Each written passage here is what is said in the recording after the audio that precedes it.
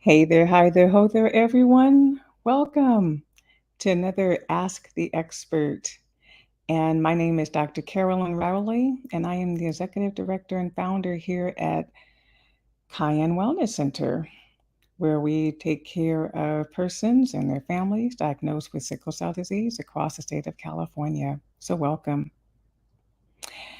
A few things I wanted to announce. There's been a lot going on this week. So, on May 11th, you may or may not know that COVID-19 is no longer considered a pandemic as of May 11th.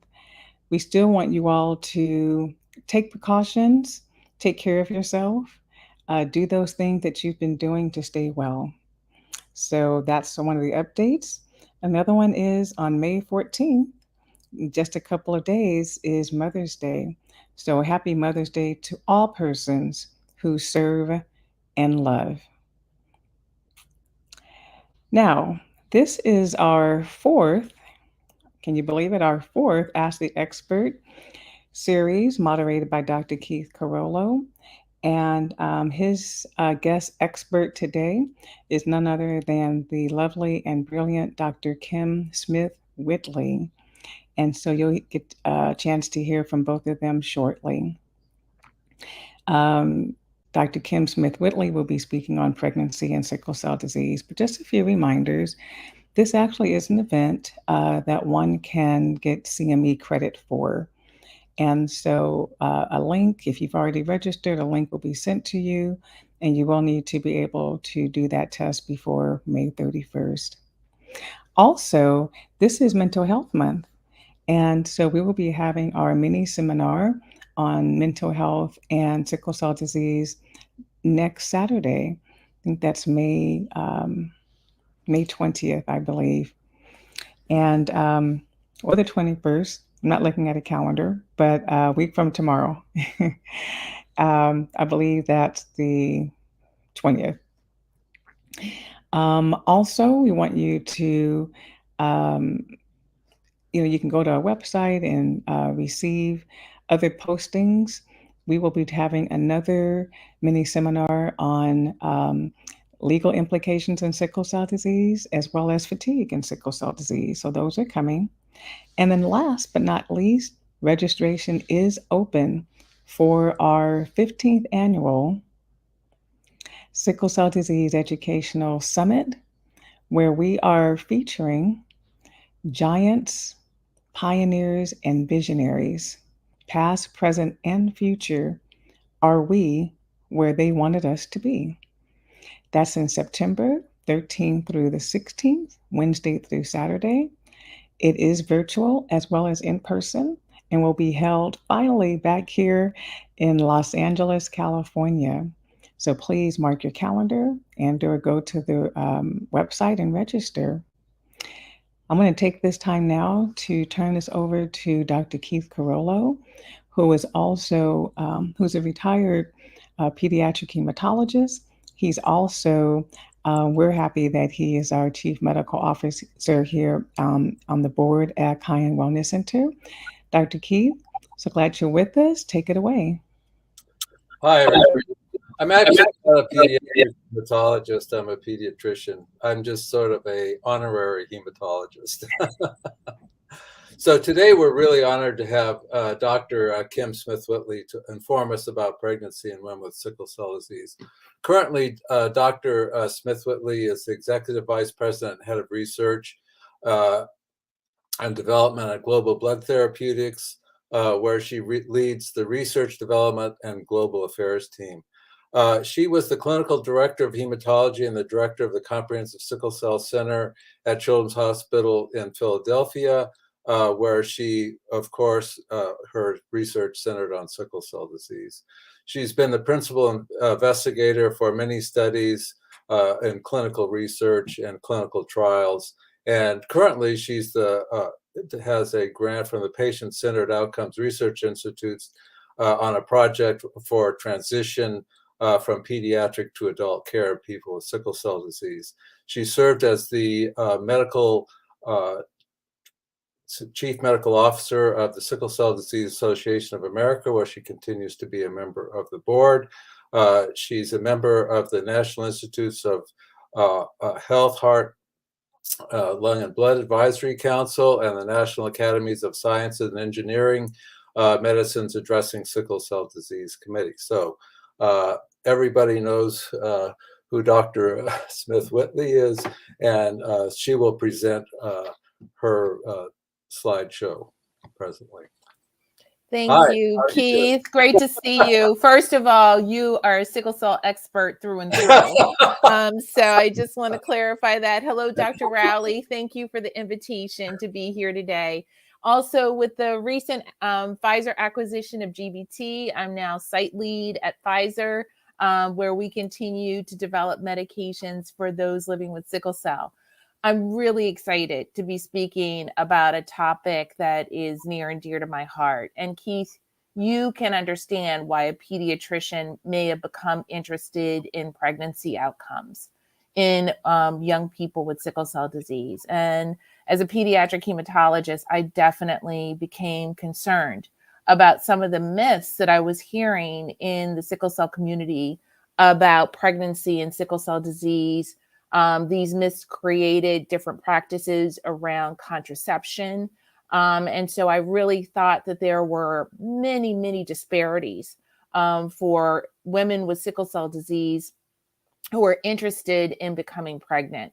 And now I'm glad that there is more attention being given to this topic. And of course, I would know that Dr. Rowley has been a very big supporter about dispelling some of these myths in the sickle cell community and really providing good information and education on this area. So with that, I'm going to ask for my first slide to be displayed, and you can go to the next slide.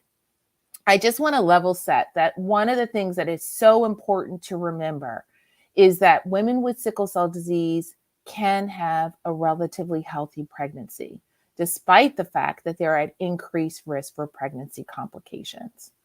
And even though they're at an increased risk for complications, if they have a medical team that works together well, provides compassionate, respected, high quality care, then they can actually work together with a high risk OBGYN, a fetal maternal health specialist, and a sickle cell expert, and really have relatively positive outcomes from their pregnancy.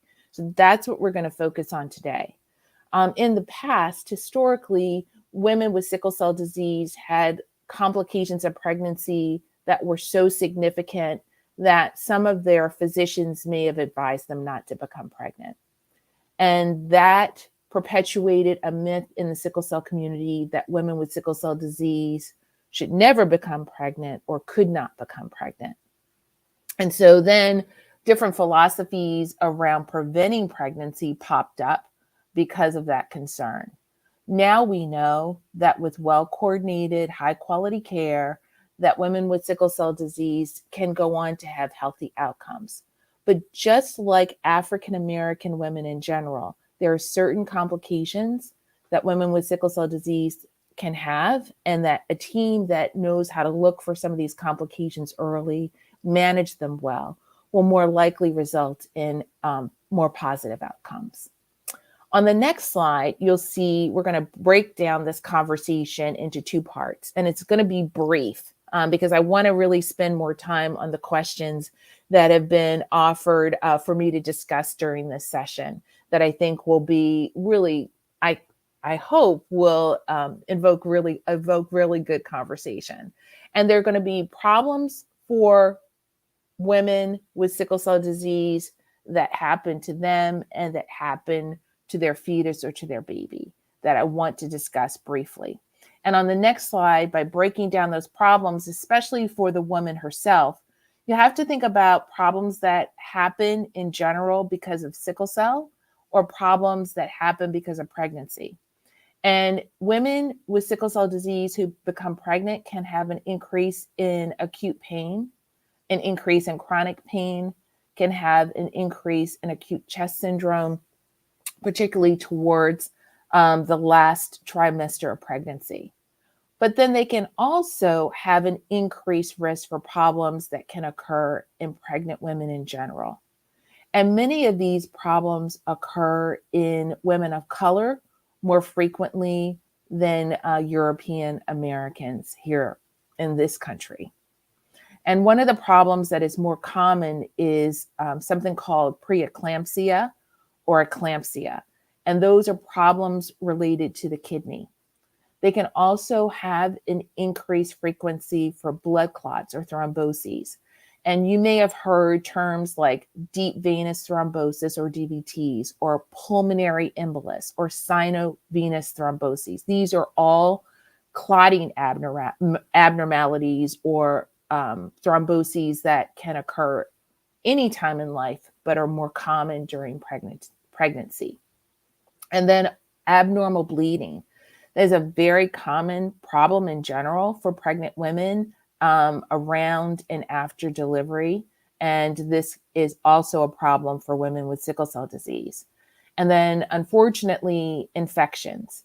And that can occur in women without sickle cell disease. But as we know, women with sickle cell disease can have a tendency to have an increased risk for infections even without being pregnant. So pregnancy just further compounds that. And then we know that in hopefully more rare circumstances now, that they can have problems that result in death. And sometimes these are due to more sickle cell related complications and other times to more pregnancy related complications.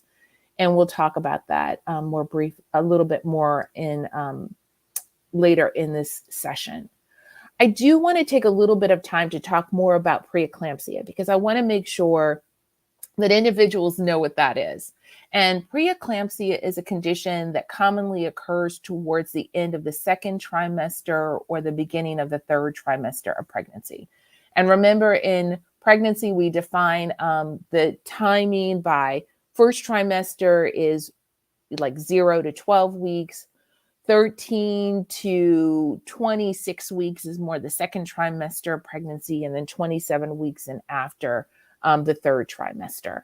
And sometimes people define that third trimester a little bit earlier, more towards 24 weeks.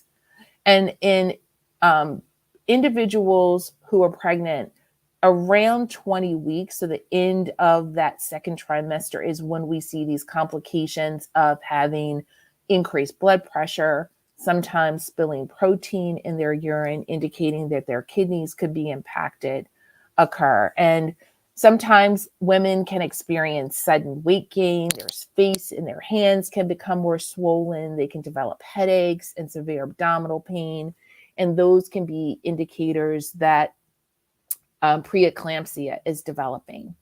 I want to also say that there are medications now that we can use to prevent preeclampsia. And there are many experts in pregnancy, fetal maternal health specialists that recommend starting low dose aspirin, a baby aspirin, 81 milligrams, when you get into that second trimester of pregnancy, so that you can avoid some of the complications. And we can talk about what the indication is for aspirin, but at least we know that there is something that can lower the risk of having preeclampsia or developing preeclampsia. And then finally, if preeclampsia becomes really bad, sometimes that's an indication to deliver the baby early.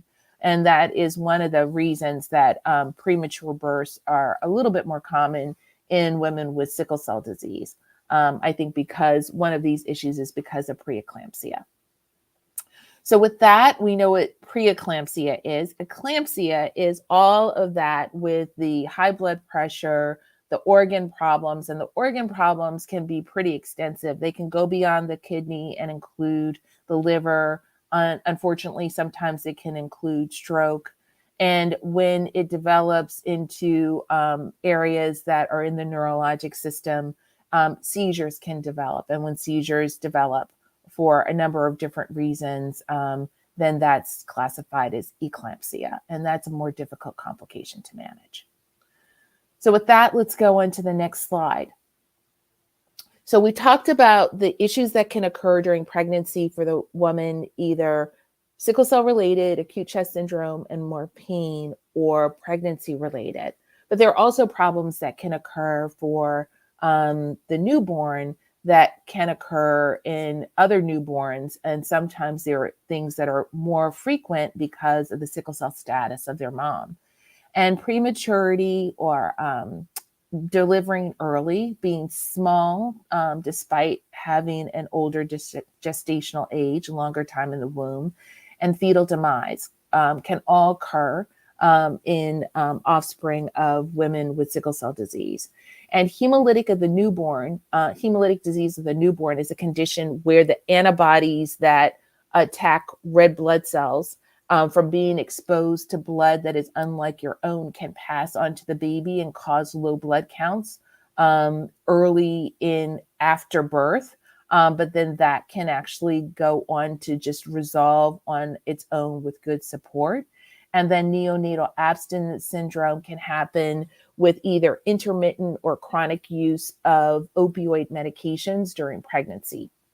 And because of women with sickle cell disease, unfortunately, still having pain, then sometimes that is more likely to happen because of the fetus's exposure to opioids. I will say, though, it is not universal.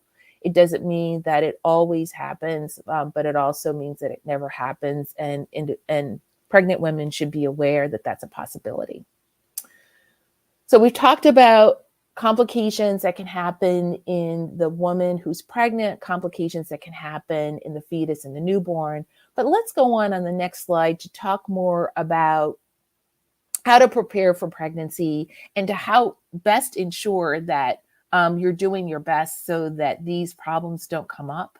And really, this really gets into self-advocacy, which I know all of our warriors are about. And really, it is going into a situation and understanding what the possible outcomes are, and then how to advocate for yourself to get the best care possible. And I want to talk about 3 different ways that we can do this. Know your medical history, understand the risk, and understand treatment options that are available to you. And I know that Dr. Rowley has these sessions. This is a great way to educate yourself. She also keeps them online so people can go back and access them in the future. But we need to be better at, talking about where to find these great resources. Because a lot of times you need to hear these messages more than once and go back to them. And so this is always a great place to come, is to the Cayenne Wellness website to try to find this information. I know that also there are organizations like the Sickle Cell Reproductive Health Education Directive that are trying to also provide resources about how to have a healthy pregnancy. The other issue is to find the right healthcare team. And sometimes that is word of mouth, sometimes that's Google, sometimes that's going to your community-based organizations, your resources, again, in your community, to see if there are others living with sickle cell disease that have had great experiences, or if there are web-based resources that point you to the right direction for a team. And then broadening your support system. And the next slides are going to go into a little bit more detail on all of those. And then after I go through this section, we'll get to some of the specific questions that have been asked. So how do you prepare to have a healthier pregnancy? Well, we talked about some of the problems that can occur that are blood pressure and kidney related. So really understanding what your health is going into pregnancy and what your baseline blood pressure values are really important for monitoring you during your pregnancy. women with sickle cell disease have a tendency to have lower blood pressures than African American women without sickle cell disease. So an increase in your blood pressure is important to understand and monitor for. If somebody sees a normal blood pressure in a woman living with sickle cell disease, they may not see that that's a sign of early preeclampsia. But if they knew that the blood pressure was much lower before that woman became pregnant, then they may say that's an early indicator and intervene earlier. So it's really important for you to know your baseline blood pressure. The other thing is that we talked about preeclampsia being involving the kidney primarily. And we know that the kidney can be involved in complications of sickle cell disease without pregnancy. So sometimes women with sickle cell disease go into pregnancy having had problems with protein in their urine or blood pressure, high blood pressure. So it's going to be very important that you are going to see your sickle cell expert and checking in and getting screened for signs for early kidney damage. So oftentimes they'll ask you to leave a urine specimen at least once a year.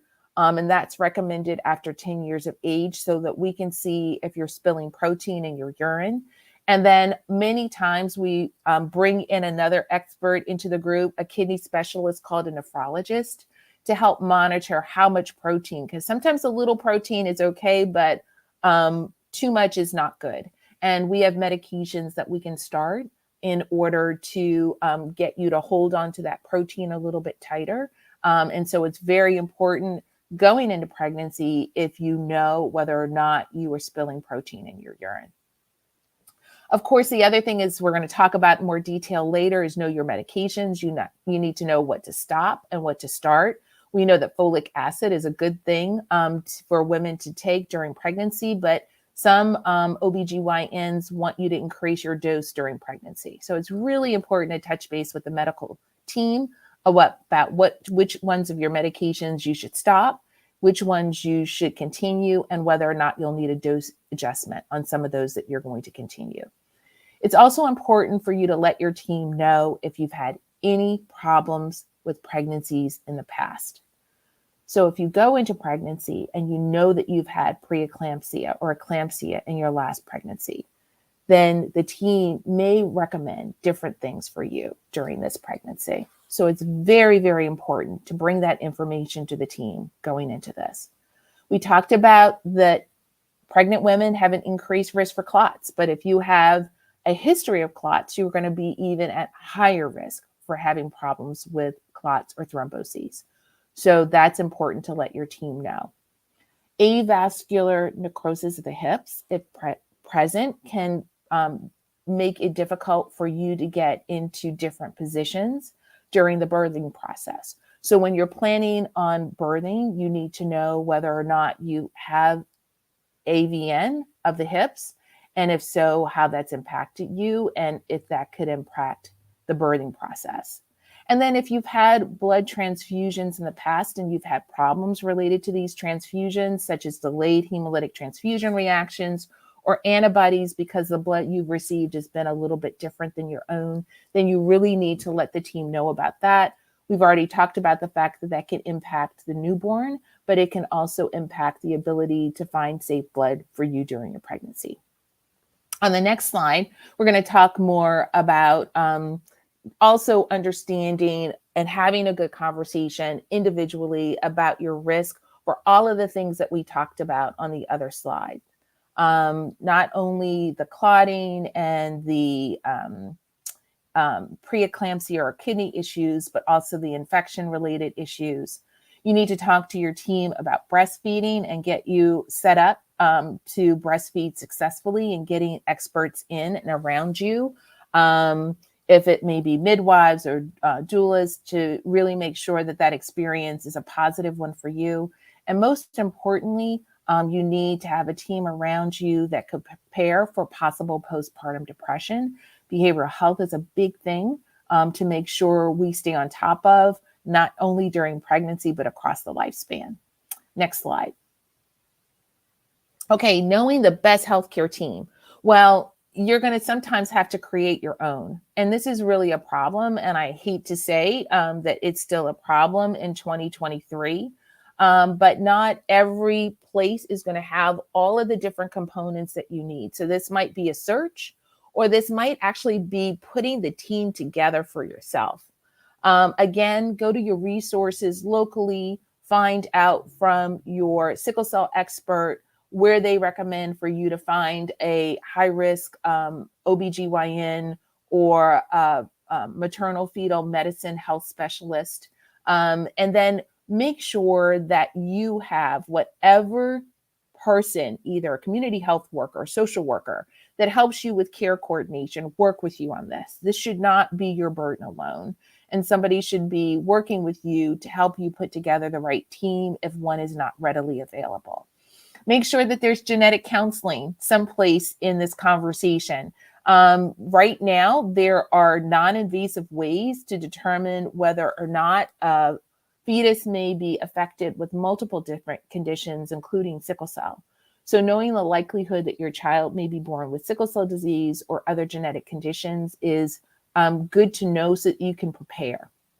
And oftentimes, preparing is even finding a good pediatrician or pediatric specialist or neonatologist that's going to be uniquely equipped to take care of that baby.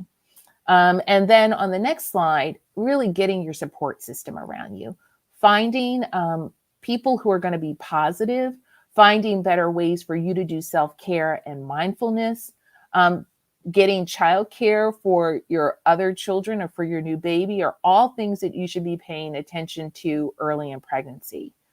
Preparing for the possibility for being in the ICU or your baby in the NICU is something that mentally takes a lot, but also takes a lot of physical demands in trying to figure out how to get loved ones to the hospital to be supportive for you, or how to find time for you to come back to the NICU to see your baby.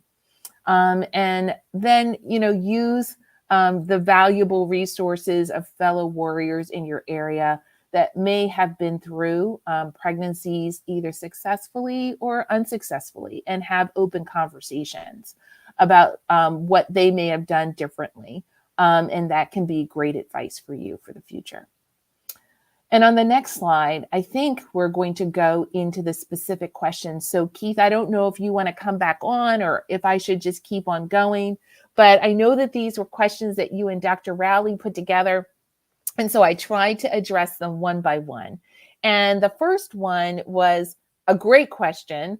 When should a woman with sickle cell disease be referred to a high-risk OBGYN practice? And so on this calendar, I tried to be funny on the left-hand side by pointing to yesterday. So as soon as possible, when you find out that you are pregnant, or even if you've decided that you're interested in becoming pregnant, then you really need to start putting together your team. Many women with sickle cell disease, I would say it would be appropriate to have a telephone conversation with a doctor's office even before they've become pregnant, to understand what the capabilities are of that practice to take care of them should they become pregnant. And on the next slide, I go into a little bit of tips on what I consider a great team. And a great team is a sickle cell expert helping you drive your high quality care, a maternal fetal medicine specialist, or in some cases, a high-risk OB or a midwife or OBGYN that has experience with high-risk antenatal care. That is really, really critical. It doesn't have to always be someone who has specific credentials, but if they successfully taken care of women during high-risk pregnancies, that might be a good fit for you. I like to say that a critical care specialist is important because often an anesthesiologist may need to be around the time of your delivery. If it's a critical care specialist, it's a great thing because many of them are often anesthesiologists as well. So if you don't have a critical care specialist, then an anesthesiologist or a practice equivalent would be really important to have on the team. And then also a neonatologist or a pediatrician. And then I want you on the next slide to take with you this individualized care plan when you go and you have your first visit, and talk to the team about how frequently they want to see you during each stage of your pregnancy. And then also getting a plan together. We now know, and I'll show you some of these slides later, when acute pain is likely to become more intense. And it tends to happen to some women early in the pregnancy, but to more women by the end when they're in their third trimester. So really understanding how to get admitted. You're obviously going to have to monitor the health of the baby as well as your health. So having these discussions early on, am I going to go to the hematology ward or am I going to go to the OBGYN ward? These are really important things to figure out so that you're not having to figure these out in the moment. Talk about your medications, what needs to be stopped, what needs to be started, a plan for transfusions, which we'll get into a little bit more later, what your steady state blood pressure is, and whether or not you've had hypertension in the past and what we're going to do about it, how we're going to monitor for infections, abnormal clotting, or those thromboses, or bleeding and hemorrhage. And then how are we going to make sure that you have support not only in the hospital or at the clinic, but in your community? Where can you go for support when you're at home, for not only for medical issues, but behavioral health issues as well? I think the next question was really interesting too. And, you know, Black women are at higher risk for having adverse outcomes during pregnancy. So since many women with sickle cell disease are of African ancestry, how much more does sickle cell add to the risk of having problems during pregnancy? And there's a couple of studies I want to talk about. The next slide shows a study by Dr. Adesina, who is at UC Davis, and she looks specifically at California data. So because I'm a guest of Dr. Rowley, I have to start with California data first, and then I'll talk a little bit about national data. But Dr. Adesina did a great study. She went through and looked specifically at records of women who were cared for in California, women of color compared to those living with sickle cell disease, and looked at the difference between complications between those groups. And if you look to the right of the slide, you can see that there are certain complications where there's more a divide between African American women and women living with sickle cell disease. Women with sickle cell disease have a much higher likelihood than African American women without sickle cell disease of having bloodstream infections called sepsis, also of having clots, a little bit higher risk for postpartum hemorrhage and preeclampsia and preterm delivery, but not as much for gestational diabetes.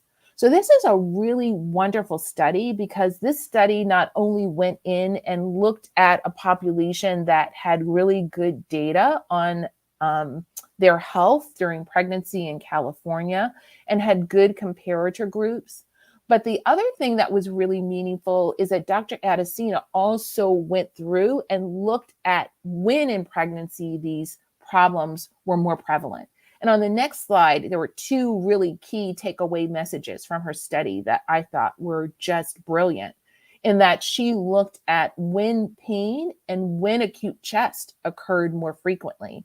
And women with sickle cell disease were hospitalized for pain or acute chest 1.3 times more during pregnancy compared with pre-pregnancy, which just gave you a sense of this was definitely something that was just not their steady state sickle cell, that there was something more that was added. And when she looked at when this happened, it really was that this was happening throughout the pregnancy, but by the end of the first trimester, you could start to see it go up, and then towards the last trimester, really, really high. So this lets us know that we need to be attentive about acute pain throughout pregnancy, but we also need to pay particular concern and plan for it when we're getting towards the end of the first trimester. I think the other take-home message is how you do in the first trimester of your pregnancy doesn't always signal how you're going to do in the second and third as it comes to pain. So you really have to prepare for these pain admissions and how you're going to treat and address the pain throughout the pregnancy. When this data was compared to a study done by Lydia Pecker and others at Johns Hopkins, they looked at national data with 4,000 pregnancies in women with sickle cell disease.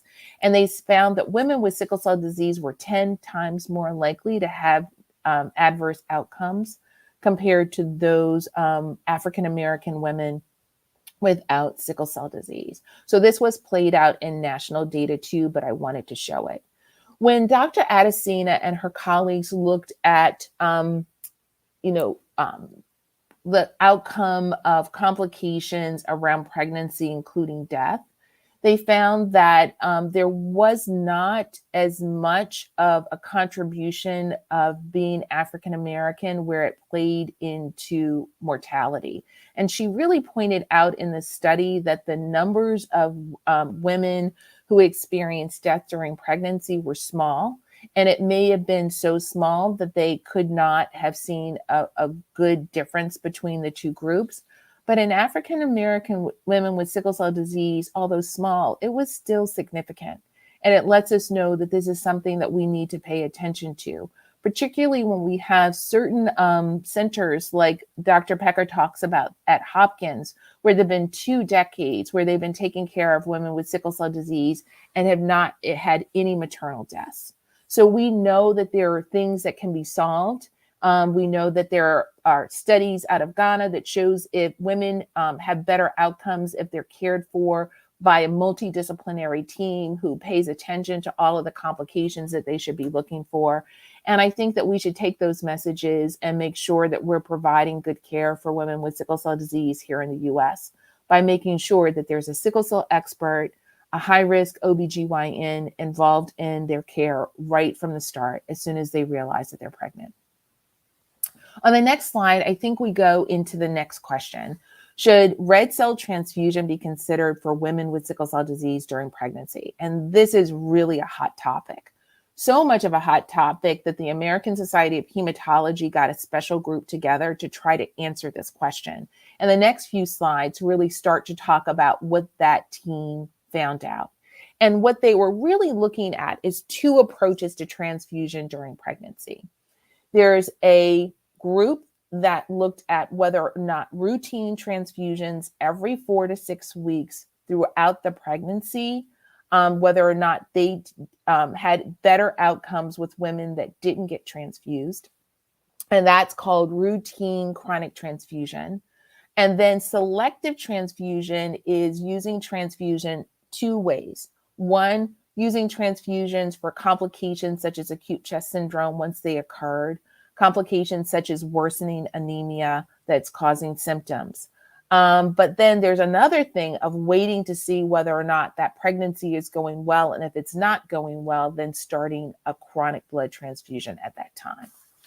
And on the next slide, you can see what the ASH group, the American Society of Hematology group, recommended.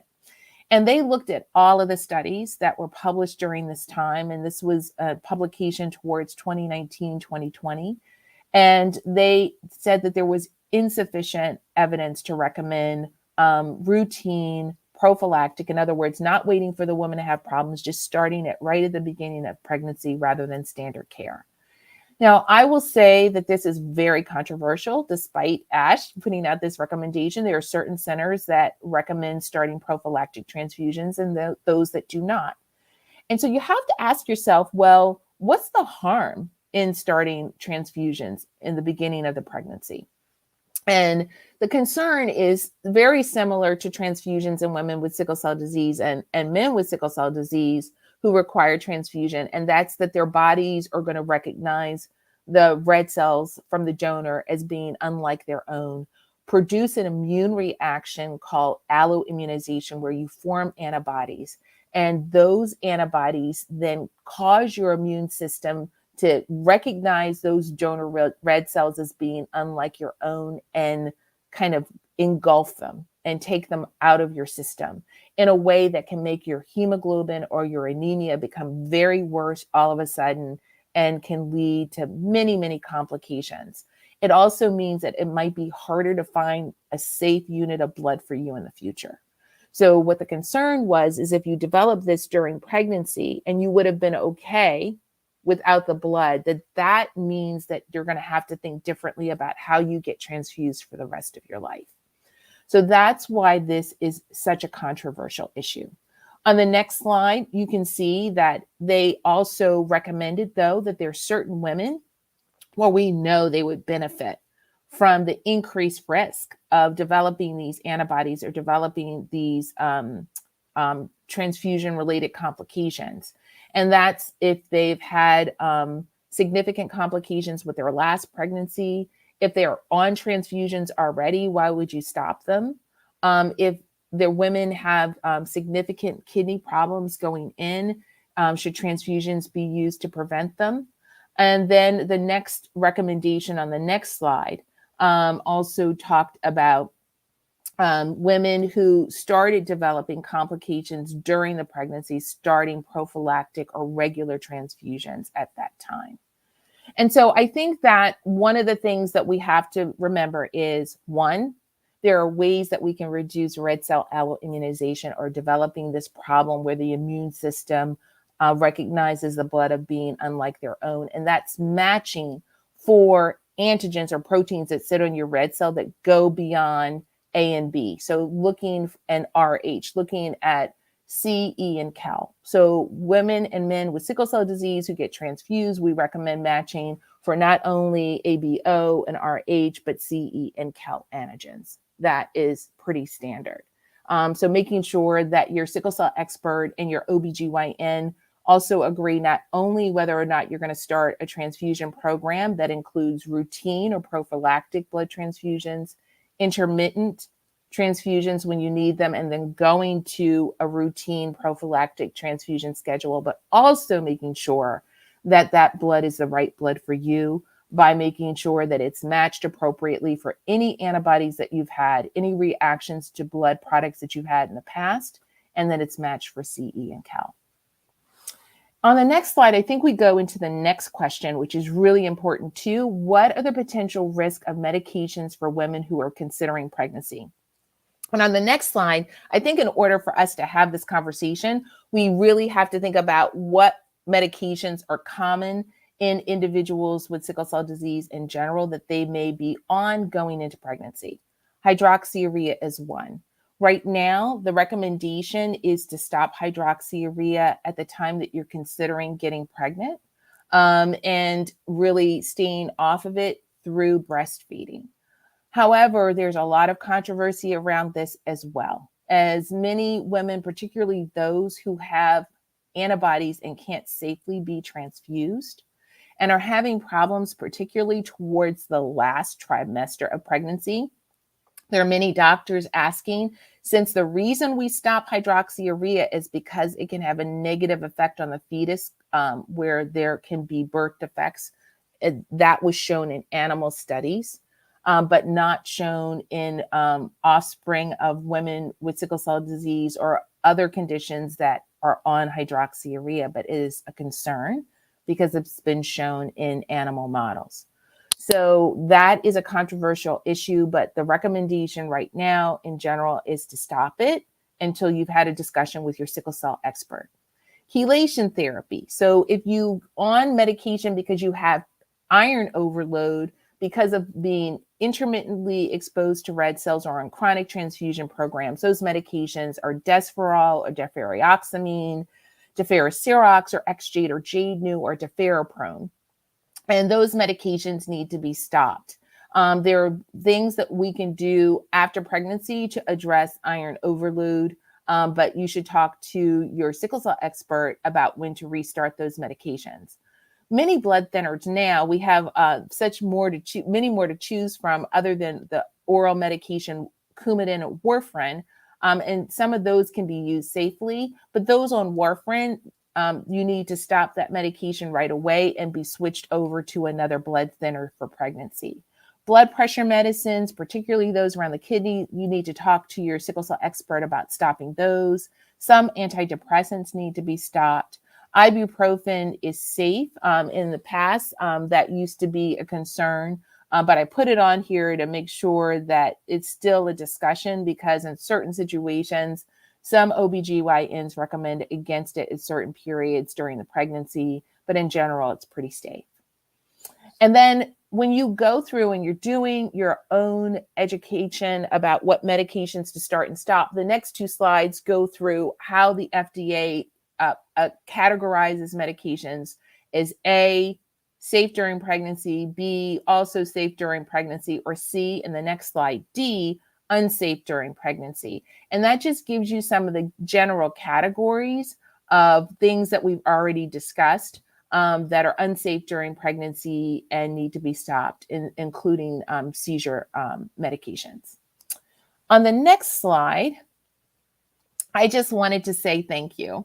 I know we're going to have some Q&A, but I just wanted to thank Dr. Rowley, because she has always been so excellent at providing programming that is interesting to not only warriors, but also to others with chronic illnesses that I think can learn from the sickle cell experience as well.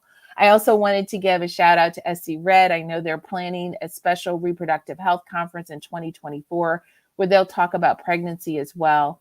And really, I'm hoping that we can shut the slides down and bring Keith back on so we can take any questions from the audience. Thank you very much for that really informative discussion.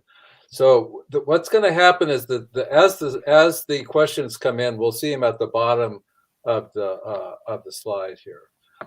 There we go. What percent of patients with sickle cell disease have preeclampsia versus other populations? So that's a really good question. And I'm going to give you a non-complete answer. And the reason I'm not going to give you a complete answer is because I have to say it depends on what group the study was looking at. Sometimes the studies include women that are already on aspirin. So that falsely lowers the risk assessment. And other studies include certain situations where we know that the data coming in might not have been accurate. I have seen estimates from as low as 15% to as high as almost 50%.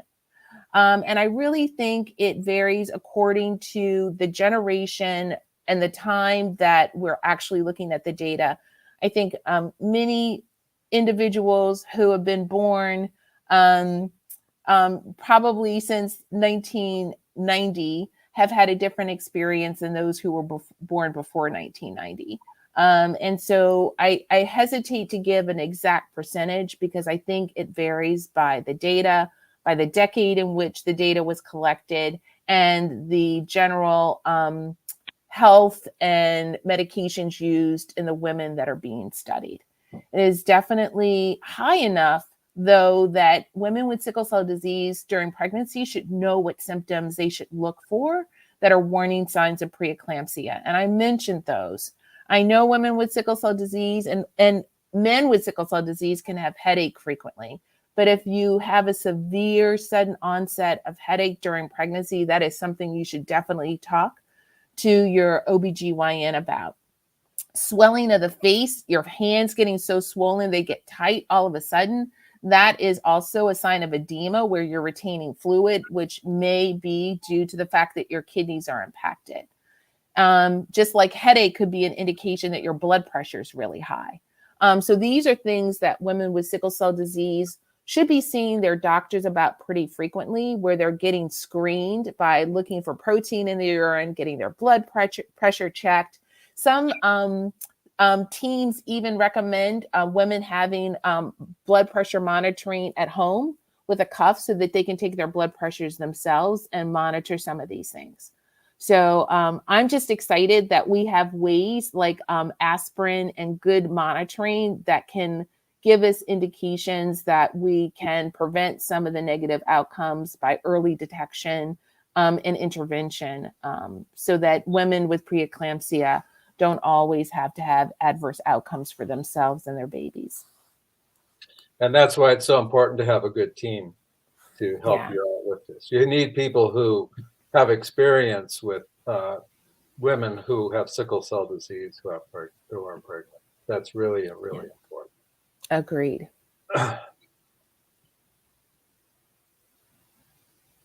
Oh, okay.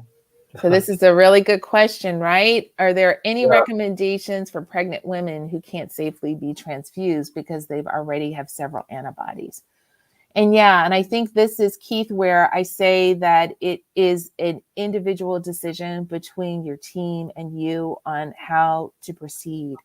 Some women who are going into pregnancies already with red cell antibodies that have had delayed hemolytic transfusion reactions where their hemoglobins have dropped all of a sudden, or where it's really hard to find safe red cell units for them, they may say that they're going to try that watch and wait approach. They may say that they're going to go through the first half of their pregnancy not on any interventions, and then towards the end of their pregnancy look at things like hydroxyurea, keeping frozen units of blood available that are safe for you if they can find them, so that when you do go into labor or you're about to go into labor, they can unfreeze those units and have them available for you.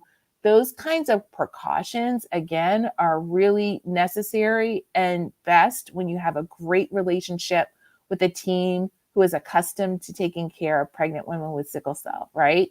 So having those conversations up front are very important.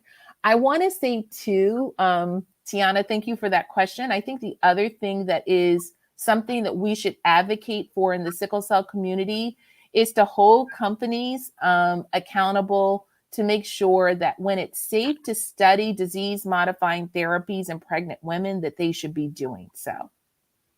We should be coming up with more options.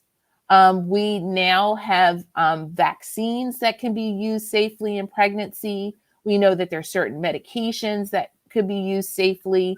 And we really need to ask FDA, governmental agencies that control some of these trials, some of the sponsors of drug development, to lean into getting good studies so that we can identify those disease-modifying therapies for sickle cell that are going to be safe during pregnancy.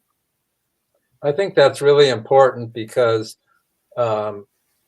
hydroxyurea at high doses has been shown to be a teratogen in rabbits anyway. It's never been a problem with people with sickle cell disease who didn't know they were pregnant, were taking hydroxyurea and then stopped. So I'm not sure there's ever been a report of any problems, fetal problems, due to hydroxyurea.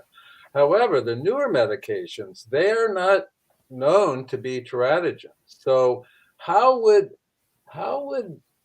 and you would know this, how would you go about determining whether or not these would be safe? Because they could really be game changers for people who are pregnant. I agree. Especially who couldn't get transfused. I agree, Keith. And I think that I'm going to just be very honest. I think that we should make sure that the preclinical studies are done in animal models that, I hate to say it, it's more expensive to study this, but animal models where we can really look at those animals during pregnancy and exposures. And doing the preclinical work is so necessary, because I would be hesitant, as you would be, if we did not have studies in mammalian models to really inform us about safety. So making sure it's truly not a teratogen first, right? So kicking up those levels of studies so it goes outside of the mouse model, right? And then, right? Because we really need to know where to be safe. And then I would say, I'm very conservative. I would say I would start exposing at a time in the pregnancy where teratogenicity would be the lowest anyway, and really starting good studies with disease-modifying therapies once you get into the second trimester, and doing good doing good randomized control trials. And I really can't emphasize this enough. We're going to have to advocate for this in the sickle cell community, because women with sickle cell disease, we know in their third trimester and around the time of delivery, that's the time that they have so many problems. So why not particularly look for disease-modifying therapies around that time where we know we can make a meaningful difference? Particularly somebody having a higher hemoglobin going into delivery, to me, is just a great safety measure, right? Where you know you're going to have blood loss. It sounds to me like these types of studies would probably be needed to be at least partially, if not fully, government funded, because if the reality is, if you are a drug company and you have a pharmaceutical on the market, and there's not like millions of people who with sickle cell disease who are having pregnancies, you might contribute to something like that, but you wouldn't put a lot of your resources into that. But yeah, I think that's really important for a lot of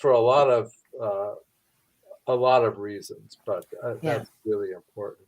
And while we're on, oh, here we go. I didn't. While we're on this, is hemolytic disease of the newborn any higher in people with sickle cell disease who are pregnant who have antibodies or not? I've never really. I am so glad you asked this question, Keith, because this is something where, as pediatricians, we take care of so many newborns, and we take care of many that have hemolytic disease of the newborn. Right. And I will say it is rare, because I specifically looked for this again before this talk, and I cannot find one report in an individual born to a woman with sickle cell disease. That is so interesting, isn't it?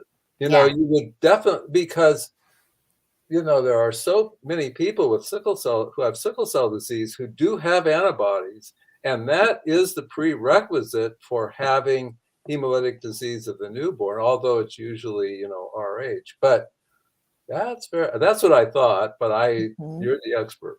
That's what I am taking you into that expert category with me. That's actually something that, perinatologists could really, somebody who was interested in that field would really be, because there must be a reason why you've never seen a study about that. It must be that and I'm just guessing here, don't take my word for this, but it may be that some of the antibodies that are developed during transfusion during sickle cell disease aren't as serious immunogenic, yes, hemolysis than other ones. And I think that's really important just for the general population, because like say you have an anti-E antibody or something like that, is that like a big red flag? And when I was in private pediatrics, I had a patient like that, and there was nothing. They didn't do anything. So yeah, you're exactly right. Yeah. Okay. Standards of care. Okay, so I think we are getting to the end of this. Should I address this question quickly? Yes.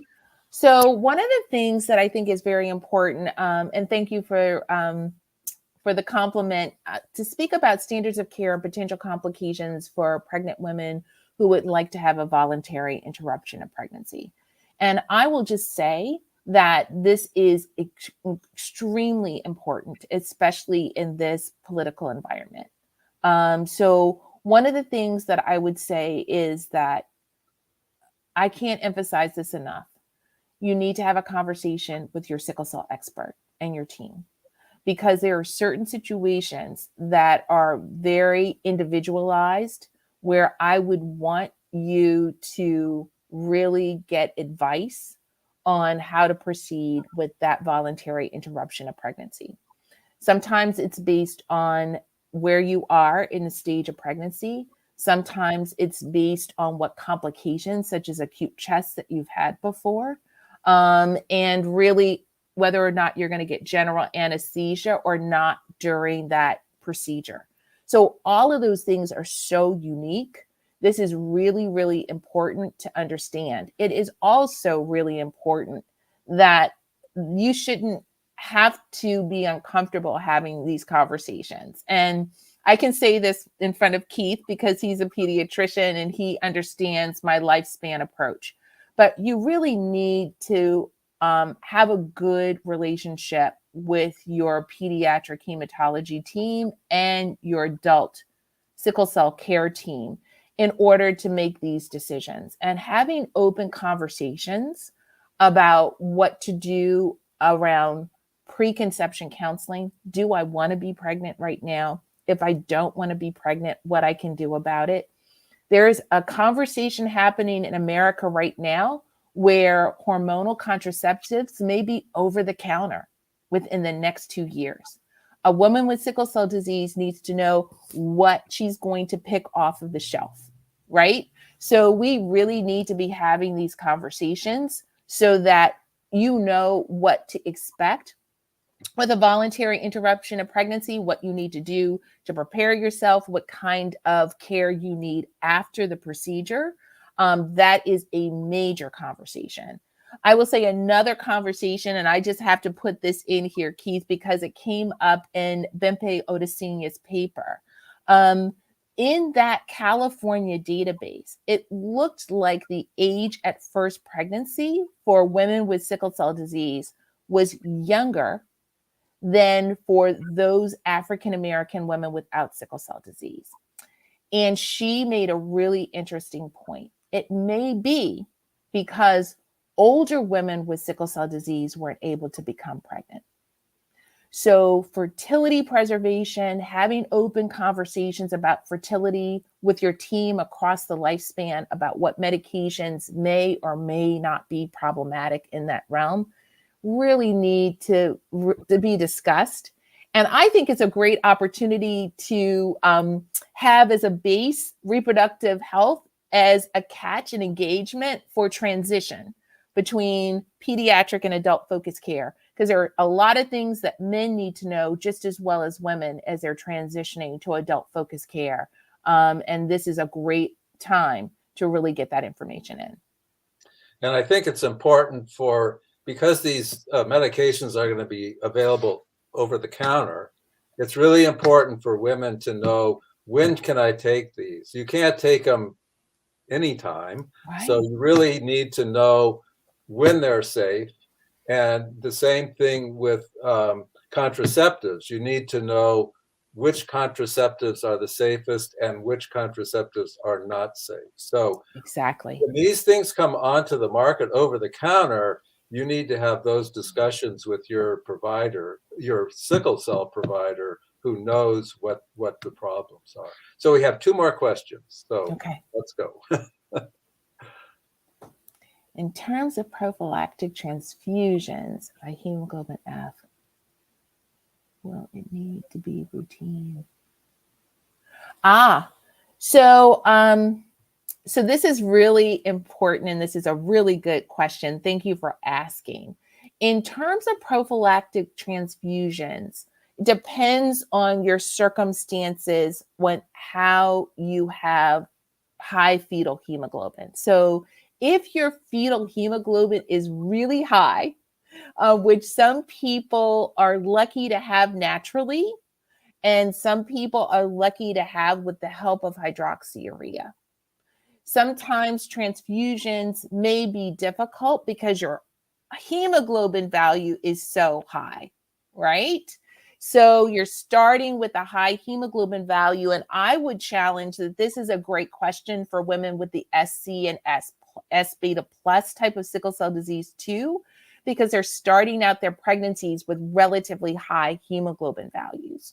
So in those circumstances, you're right, it's not as straightforward to get transfused during pregnancies because many women with SS or S beta 0 have lower hemoglobins and can get what we call top off or simple transfusions, where you just go in, blood is hung by the bedside, it goes through the IV and you're done. Whereas if you have a high hemoglobin going in, but you want to change the quality of hemoglobin with getting more A hemoglobin from red cell transfusions than S hemoglobin from your sickle cell status, then sometimes you have to have an exchange. And that could be manual or that could be automated. And that is another thing, a feature that has to be considered, because we don't want high differences in blood pressure during that procedure. So you have to have a very, very well-educated team that knows how to do this so that it's safe for you and the baby. So you're exactly right. I think in certain circumstances like that, it really means that you need to have a transfusion specialist involved in your care as well. And I left that person off the list, and now you've inspired me to add another team member. But I think that you're exactly right. Sometimes transfusions may not be as straightforward, not just because of alloimmunization, but because of the type of hemoglobins you make or how high your hemoglobin is going into pregnancy. Right, and there are a lot of issues with automated exchange transfusions, and some people, you need to have a team that's used to transfusing people with sickle cell disease using apheresis, because it's not straightforward. So I think we have one more question. Is that true? Yes. Oh, this is really good. I was also curious if there are any complications mothers should watch for in the first year after giving birth. So thank you for asking that question. So there's a couple of things. First of all, there's a time after you give birth that's called the postpartum period. And that varies according to the study. Sometimes it's 6 months, sometimes it's 12 months. So I'm glad you're asking about this, because sometimes that year in very conservative studies would be considered the postpartum period. And there are certain things that you have to watch out for. So when you go home from the hospital after delivery, it doesn't mean that you can't still have problems. Some women have something called postpartum preeclampsia, so they can still have problems with blood pressure and spilling protein in their urine. So they have to think about all of those signs of high blood pressure, like headache, signs of retaining fluid, like the sudden swelling of the face and the hands, in that immediate postpartum period, weeks after you go home. The other thing is that clots are still pretty common in that time period as well. So pulmonary emboli, which present as difficulty breathing or shortness of breath or inability to tolerate walking distances or going up a flight of stairs comfortably, that can be a signal that you're having something going on in your lungs, or could be having a pulmonary embolus. Sudden swelling of your legs, painful swelling of your legs could indicate that you're developing a deep venous thrombosis. So those are things that you should attend to. The other thing you can have is hemorrhage late. So abnormal bleeding, abnormal uterine bleeding can happen weeks to months in the postpartum period. But the other thing I want you to know about is depression. And these studies are just coming out, but there are certain implications that women can have postpartum depression 6 to 12 months after they deliver. So we really need to be very attentive to that time after delivery. Women with sickle cell disease have told me many, many different stories about acute pain and acute chest syndrome in that time period. So it may be that you go into having more of those problems immediately postpartum, and that's something that you and your family should be prepared for, because you're going to have to expand your village and make sure that there is somebody there that can take care of the baby as well as take care of you, right? So I think that that was a really good question, that it's not just pregnancy, but it is that time after pregnancy, sometimes up to 6 to 12 months, that you really have to be attentive for signs of worsening complications from your sickle cell disease or from depression, or in the early postpartum period, bleeding and clotting. Yeah, I think it's really important to make sure that your sickle cell team realizes that you need to be followed very closely postpartum. I had a patient who had an amniotic fluid embolus, who left the hospital, and it became apparent like in 24, 36 hours. But once you have the baby, that's not the end of the story. And you're taking your baby, frequently when they're younger. So you should make appointments for yourself to see the OBGYN, make sure your hematologist is following you very closely as well. Yeah, absolutely. I can't think of any more questions, and I'm not sure that we have any more questions. So thank you so much for coming on. And I really appreciate, this was a very, very nice talk, education for me as well. So I really, really appreciate it. And thank you so much for participating in this series. Thank you, everyone. Thank you, Dr. Rowley. Bye-bye. You're muted. Not quite yet. Dr. Kim Smith Whitley, seriously, as always, the information I think is a game changer for many that may not have even known most of this information. And I say that because a lot of persons don't realize that there is a perinatologist that you should look into, a person who is a high risk OBGYN. Just by the near, you have sickle cell disease, and you're a woman, and you've become pregnant, and so we want to kind of, you know, continue to say this over and over again. Please reach out to your CBO, reach out to your hematologist, reach out to SC Red and or us or someone who can put you in that frame of mindset to be able to start that process. Once you find out, it's going to be so much, it's going to be so important, and it is a game changer. I say this because I never, share my own personal story, but I have a daughter who's now 24, and I remember Dr. Bruce, Samuel Bruce. Oh my goodness, everyone. What a sense of humor. He was always laughing when so comical when my husband and I went in. But one day, he wasn't laughing. Okay. And so, what's wrong, Dr. Bruce? And it was towards the end, so that was okay, but he wasn't laughing.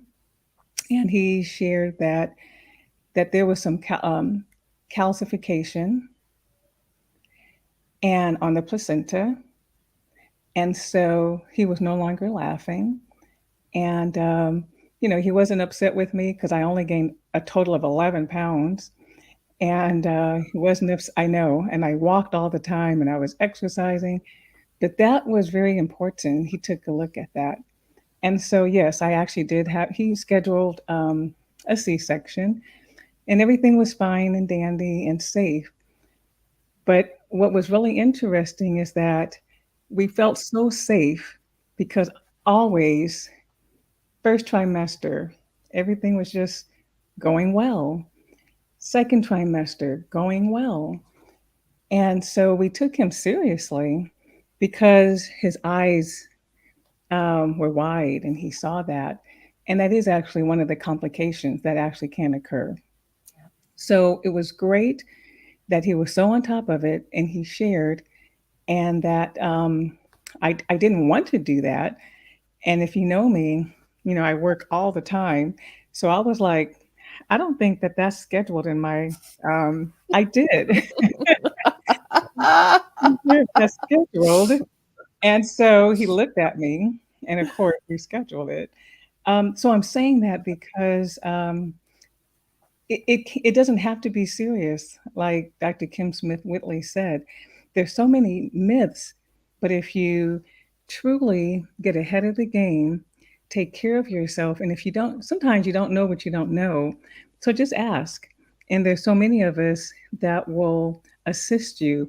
And like was already stated, have positive people on your team who can guide you down this path, both if you're attempting to get pregnant, during the pregnancy, and as you just heard, even after the pregnancy, 6 months, 12 months after, you're still going to need support. So, again, this topic is so important, so near and dear.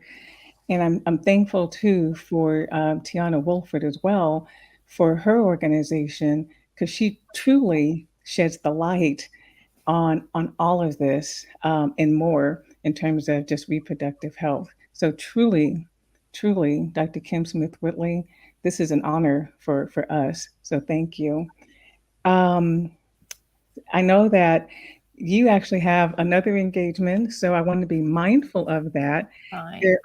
There is another question as well. If you had time for one more, Yes, absolutely.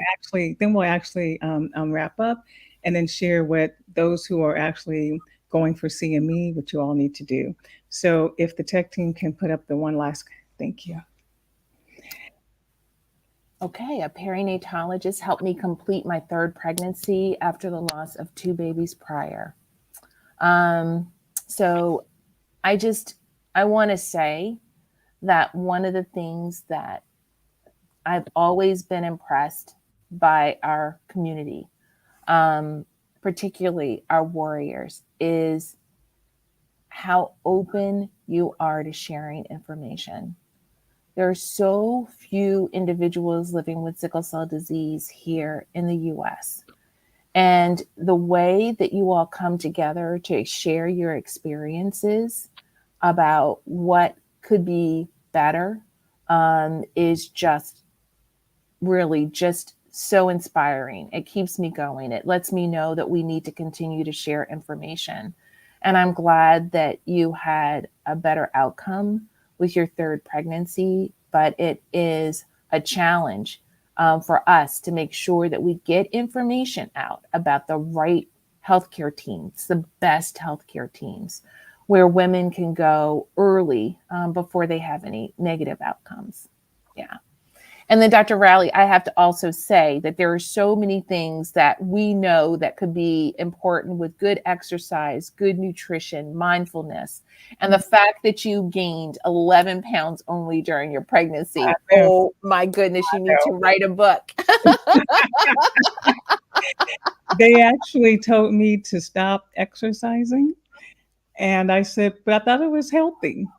And I think it's just because, you know, my plant-based diet and I was exercising, so I had to cut down. I didn't stop completely, Dr. Bruce, but I did cut down because I wasn't gaining any weight, and it was only a total of 11. But of course, it worked out. So I do want to say, everyone, thank you for joining us. Um, you know, Dr. Keith wanted to do this for a while.